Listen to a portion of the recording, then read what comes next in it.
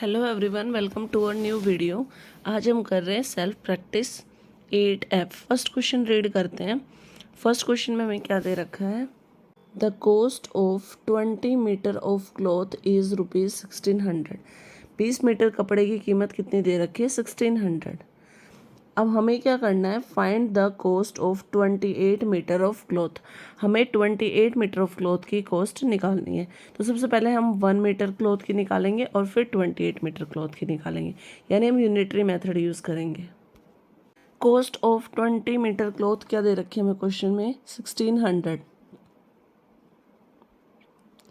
Cost of 1 metre cloth क्या हो जाएगी? 1600 को हम क्या करेंगे, 20 से डिवाइड करेंगे।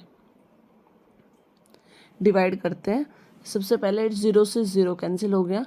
2 1 जा 2, 2 8 जा 16, 0 एज इट इज़। यानी कॉस्ट ऑफ हमारे पास जो 1 मीटर क्लॉथ है वो क्या आई है? ₹80। अब हमें क्या करना है, कॉस्ट ऑफ 28 मीटर क्लॉथ निकालनी है।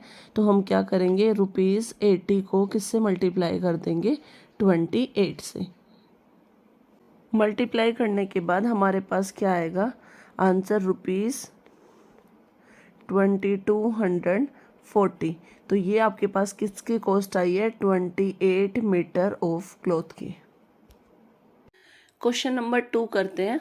क्वेश्चन नंबर 2 में हमें क्या दे रखा है? Cost of 8 kg of potato is ₹46.56। 46.56 rupees में कितने पोटैटो की कॉस्ट है? 8 kg की। और हमें फाइंड करनी है 15 kg ऑफ पोटैटो की कॉस्ट। तो फाइंड करते हैं। सबसे पहले हम क्या लिखेंगे, कॉस्ट मैंने लिखा हुआ है ऑलरेडी कि कॉस्ट ऑफ 8 kg पोटैटो कितनी है आपके पास? ₹46.56। अब कॉस्ट ऑफ 1 kg पोटैटो कैसे निकालेंगे?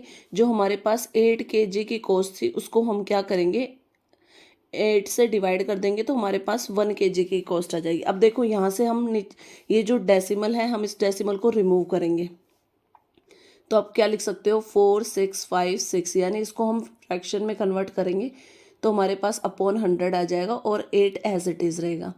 अब हम इसको 8 की टेबल से रिड्यूस करते हैं। 8 1 जा 8, 8 5 जा 40, 6 बच गए आपके पास यानी 65, 8 8 जा 64 होता है। अब 65 में से 64 जाएगा, 1 बचेगा यानी 16, 8 2 जा 16। तो आपके पास सिंपली क्या आ गया है? 582 अपॉन में 100। अब आप क्या करोगे, इसको डेसिमल में कन्वर्ट करोगे तो आपके पास कितने रुपीज़ आ गए हैं? 5.82। अब हमें कॉस्ट ऑफ 15 पोटैटो निकालनी है। 15 पोटैटो के लिए हम क्या करेंगे, कॉस्ट ऑफ 1 यानी ₹1 पोटैटो कितना आया था, अभी निकाला हमने 5.82। इसको हम मल्टीप्लाई कर देंगे किससे? 15 से। और जब हम इसको 15 से मल्टीप्लाई करेंगे तो हमारे पास आंसर आएगा रुपीज़ में 87.30। ये आ गया कॉस्ट आपके पास 15 kg पोटैटोज़ के। थर्ड क्वेश्चन को रीड करते हैं। थर्ड क्वेश्चन में हमें क्या दे रखा है? एट अ शॉप, एक शॉप पे 12 पेन की कॉस्ट कितनी दे रखी है? 120 रुपीज़।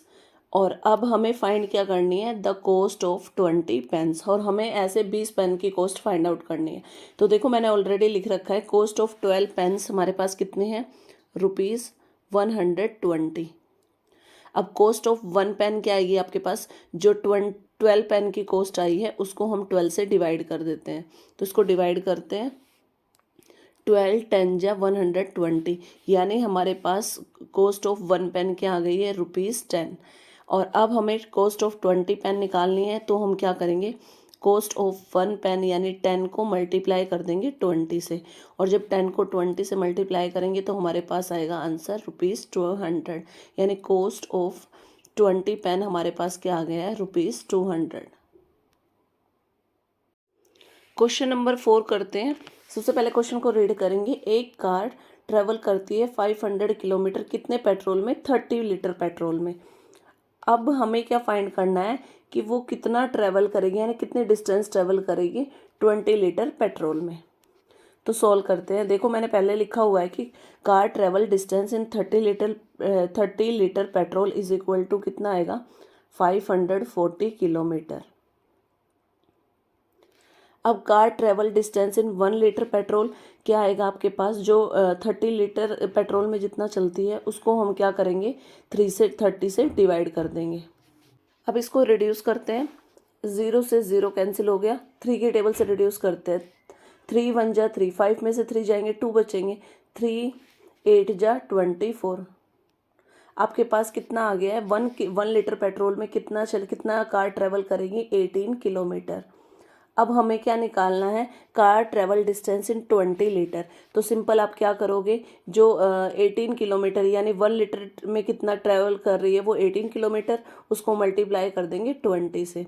और जब इसको मल्टीप्लाई करेंगे तो 18 2 जा क्या होता है 36 और 0 एज इट इज़। तो यानी आपकी वो जो कार है वो कितना ट्रेवल करेगी 20 लीटर पेट्रोल में 360 किलोमीटर। क्वेश्चन नंबर 5 करते हैं। सबसे पहले क्वेश्चन को रीड करेंगे। एक फैक्ट्री में ये पाया गया कि 15,000 लाइट बल्ब्स प्रोड्यूस होते हैं, तो 15,000 में से जो 60 हैं वो क्या हो जाते हैं फॉल्टी है यानी ख़राब है। तो अब हमें क्या फाइंड करना है, how many are likely to be found faulty, 6,000 are tested. अगर 6,000 बल्ब टेस्ट किए जाते हैं तो कितने हमारे फॉल्टी होंगे, ये हमें ये फाइंड आउट करना है। तो इसको अब मैं इस बार कौन सा मेथड यूज़ कर रही हूँ, डायरेक्ट प्रोपोर्शन वाला मेथड यानी रेशियो वाला मेथड। आपको टेबल नज़र आ रही होगी, टोटल लाइट बल्ब्स और फॉल्टी।